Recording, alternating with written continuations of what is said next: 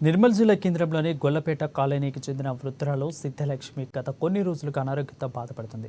ప్రభుత్వం నుండి ఆసరా ఆమెకు పెన్షన్ అందించకపోవడంతో ఈ విషయం తెలుసుకున్న జిల్లా కేంద్రంలోని ఇందిరానగర్ విద్యానికేతన్ ఒలింపియాడ్ పాఠశాల ప్రిన్సిపాల్ శ్యాంప్రకాష్, ఉపాధ్యాయులు, విద్యార్థులు తలా కొంత పోగు చేసి వృద్ధురాలికి ఆర్థిక సాయం కింద 1000 రూపాయలు, ఒక నెలకు సరిపడా నిత్యావసర సరుకులను కూడా అందచేసి ఉదారత చాటారు.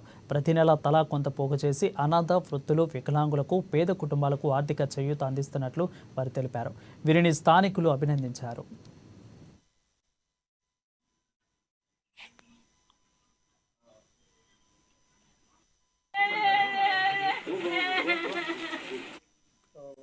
అనాథులకు, వృద్ధులకు, వికలాంగులకు సహాయం చేయదలుచుకుంటున్నాము. ప్రతి నెల సహాయంలో భాగంగా ఇక్కడ ఈ గొల్లపేటలో ఉంటున్నటువంటి లక్ష్మి అనే వికలాంగులకు గత పెన్షన్ రాకపోవడం వల్ల తనకు మా వంతు సహకారాలు అందించడానికి ఇక్కడికి వచ్చేసి హెల్ప్ చేయాలని అనుకుంటున్నాము.